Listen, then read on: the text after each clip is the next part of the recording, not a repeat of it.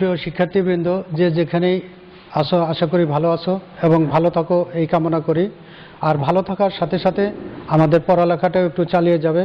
আর এই লক্ষ্যেই আমি তোমাদের সামনে আজ উপস্থিত হয়েছি।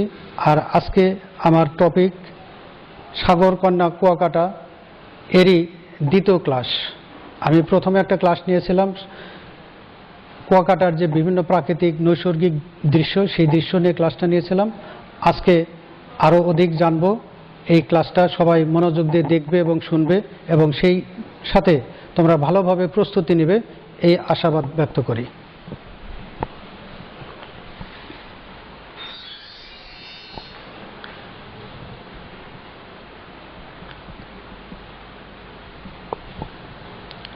প্রিয় শিক্ষার্থীবৃন্দ, গত ক্লাসে আমরা এই কূপের দৃশ্য দেখেছিলাম। তাহলে এই কূপ থেকে আমরা জেনেছি যে রাখাইনরা কূপ থেকে পানি উত্তোলন করে এবং সেই পানি তারা বাস্তব জীবনে ব্যবহার করে। আর আজকে আমি যে পাঠটা উপস্থাপন করছি সেই পাঠের জানার যে বিষয়গুলো, সেই বিষয়গুলো লার্নিং আউটকামস। আমরা কী কী বিষয় জানবো? The origin of the name of Kuakata, the location of Kuakata, the Rakhine tribe in Bangladesh, the unique features of Kuakata beach, the traditional events taken place in Kuakata, some new vocabulary. তাহলে কুয়াকাটাতে যে বিভিন্ন ধরনের ঐতিহ্য রয়েছে সেই ঐতিহ্য সম্পর্কে আমরা জানব। সেই সাথে এই অধ্যায় থেকে যে নতুন শব্দগুলো আমরা পেয়েছি সেই শব্দ নিয়ে আমরা কিছু কাজ করব।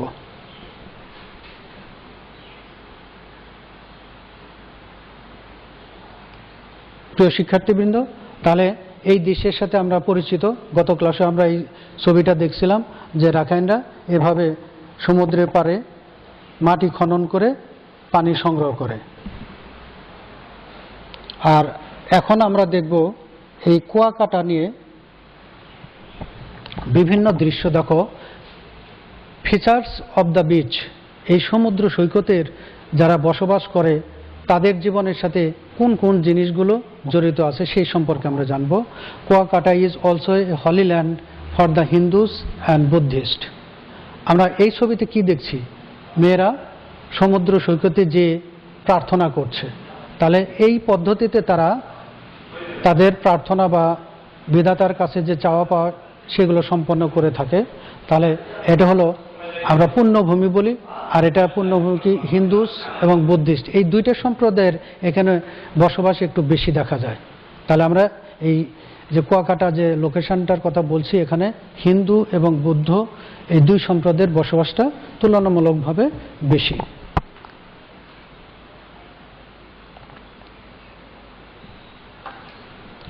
দেখো,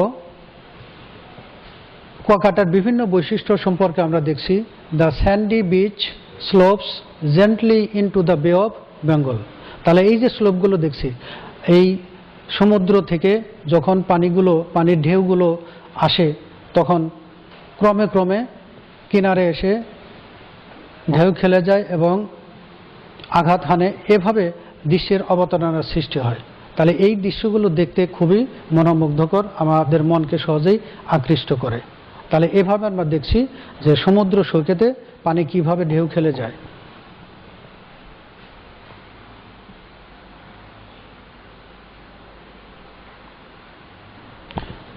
এই দৃশ্যে দেখছি the lines of coconut trees and to the vibrant colours Kuakata. তাহলে আমরা জানি যে সমুদ্র সৈকতে এই নারিকেল গাছের উপস্থিতি আছে। আমরা নারিকেল গাছ অতি সহজেই খেয়াল করতে পারি। তবে এই গাছগুলোতে যখন তীব্র বাতাস আঘাত হানে তখন গাছগুলো কি ঝাপটা খেতে থাকে এবং নুয়ে পড়ে অনেক সময়। তবে এর যে কথাটা বলা, স্টিজ অ্যাড টু দ্য ভাইব্রেন্ট বলতে যে একটা প্রতিফলন যখন ঘটে, অর্থাৎ বাতাসের আঘাতে যখন একটা প্রতিক্রিয়ার সৃষ্টি হয় তখন এরকম দৃশ্য আমরা খেয়াল করতে পারি। গাছগুলো কি অনেক সময় কি একটু বেঁকে যায় বা নুয়ে পড়ে আর বাতাসের কারণে ঝাপটাতে থাকে। তাহলে এই যে দৃশ্য, এই দৃশ্যগুলোকে খুবই মনোমুগ্ধকর।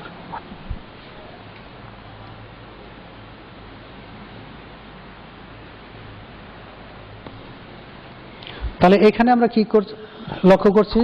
Bathing in the sea as pleasant as a swimming or diving. তাহলে আমরা জানি যে সমুদ্র সৈকতে যারা যায়, বিশেষ করে দর্শনার্থী, তারা কিন্তু আনন্দ পাওয়ার জন্যই যায়, আর এই পানিতে তারা গোসল করে এবং সাঁতরাতে থাকে। ইভেন তারা কি পানির মধ্যে যে আনন্দ পায়, অনাবিল আনন্দ, যে আনন্দটা সমুদ্র সৈকতে যদি আমরা কোনো দিন যেয়ে থাকি, আমরা যারা গিয়েছি তারা লক্ষ্য করেছি, আর যারা যায়নি তারা যাওয়ার চেষ্টা করব।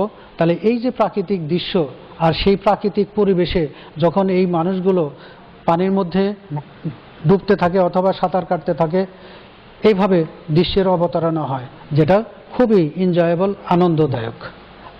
আশা করি তোমরা হয়তো একদিন সুযোগ পাবে এবং এই দৃশ্যগুলো উপভোগ করার সুযোগ পাবে।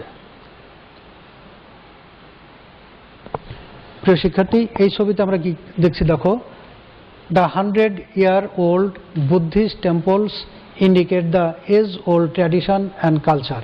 তাহলে আমরা যে প্যাগোডা দেখছি এটা কি বৌদ্ধদের প্যাগোডা। আমরা যে দৃশ্যগুলো দেখছি তাহলে এগুলো কিন্তু শত বছরের পুরাতন ঐতিহ্য এবং ধর্মীয় যে অবকাঠামো তারই প্রতিফলন ঘটে। দ্য ট্র্যাডিশনস অ্যান্ড ফেস্টিভ্যালস, তাহলে এই যে ধর্মীয় প্রতিষ্ঠান, এই ধর্মীয় প্রতিষ্ঠানের সাথে রিলেটেড রয়েছে তাদের কালচার, এবং সেই অনুযায়ী তারা বিভিন্ন ক্ষণে ক্ষণে তারা উৎসবে মেতে ওঠে। তাহলে এই যে তারা বুদ্ধিস্ট, তাদের যে ধর্মীয় অনুভূতি, সেগুলো সম্পর্কে আমরা এখান থেকে জানতে পারি।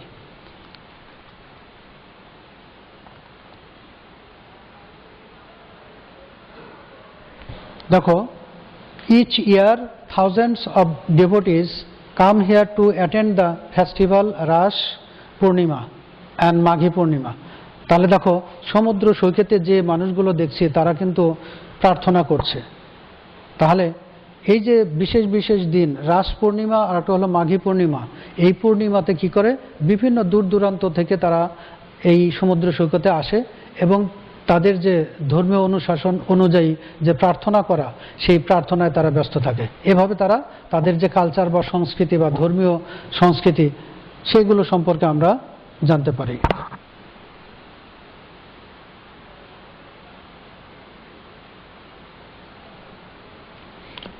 এই দৃশ্যে আমরা কি দেখছি দেখো, each year thousands of devotees come here to attend the festival Ras Purnima and Maghi পূর্ণিমা।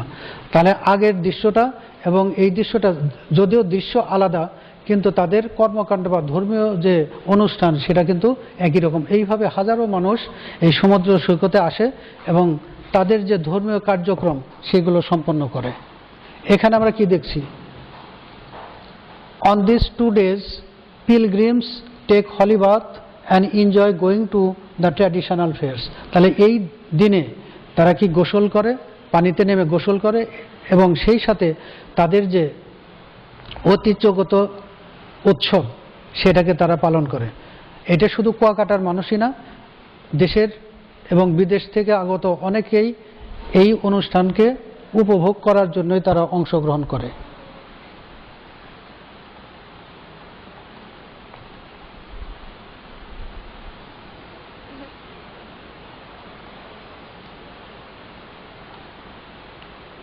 প্রিয় শিক্ষার্থী, এখানে আমি কিছু ভোকাবুলারি দেখেছি, ভোকাবুলারি প্র্যাকটিস।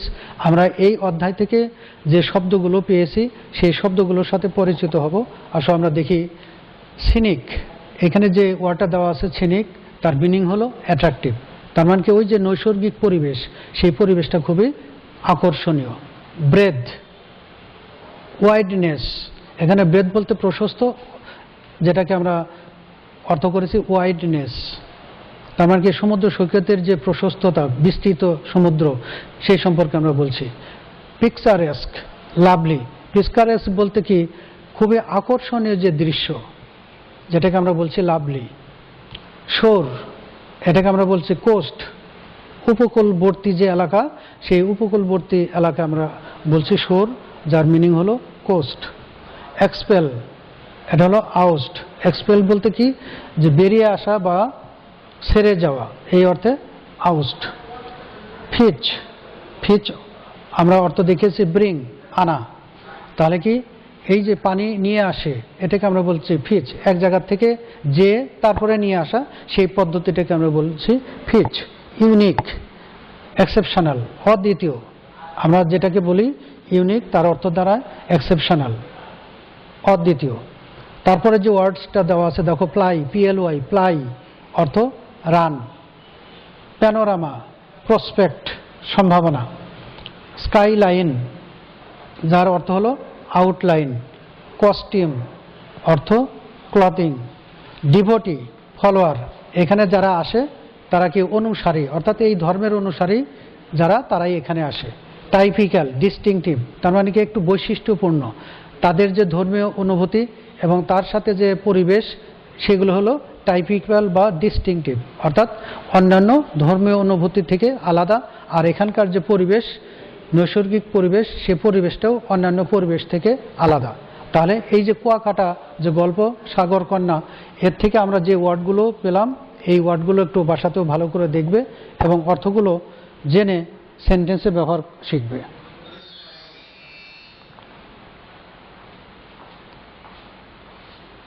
প্রিয় শিক্ষার্থী, do you like to visit Kuakata? তোমরা কি কুয়াকাটায় যেতে চাও? Make a list of 5 things that you'd like to do while in Kuakata. তোমরা যদি কুয়াকাটা যাওয়ার সুযোগ পাও তাহলে কি কি জিনিস করতে আগ্রহী তোমরা? তাহলে নিঃসন্দেহে কুয়াকাটা যেহেতু একটু আকর্ষণীয় নৈসর্গিক পরিবেশ, সেখানে গেলে তোমরা কি কি করতে চাও? তাহলে আমাদের লেসন থেকে অনেক ধারণা পেয়েছো এবং তোমাদের বাস্তবতা দিয়ে সেই কাজগুলো করতে পারবে। আর তার আগে একটু ধারণা নিয়ে গেলে সেই অনুযায়ী তোমরা কাজগুলো সুষ্ঠুভাবে করতে পারবে। আশা করি হয়তোবা তোমরা একদিন সুযোগ পাবে কুয়াকাটা যাওয়ার এবং তখন প্র্যাকটিক্যালি নৈসর্গিক পরিবেশে কিভাবে সময়গুলো কাটাবে সে সম্পর্কে জানতে পারবে। প্রিয় শিক্ষার্থী, আমি তোমাদের জন্য একটা হোমওয়ার্ক রেখেছি। এই হোমওয়ার্কটা হলো যে কুয়াকাটা সম্পর্কে আমরা যতটুকু ধারণা পেয়েছি, এই ধারণার প্রেক্ষিতে তোমরা এই কথাগুলো সাজিয়ে গুছিয়ে একটা কম্পোজিশন তৈরি করবে। এটা হতে পারে 3-4টা প্যারা।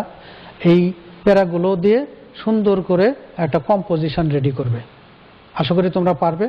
আর আমার লেসন থেকে যা দেখলে এবং শিখলে তার সাথে বইটা আর একটু বেশি করে পড়বে, তার সাথে তাল মিলে আশা করি এই কম্পোজিশনটা রেডি করতে পারবে।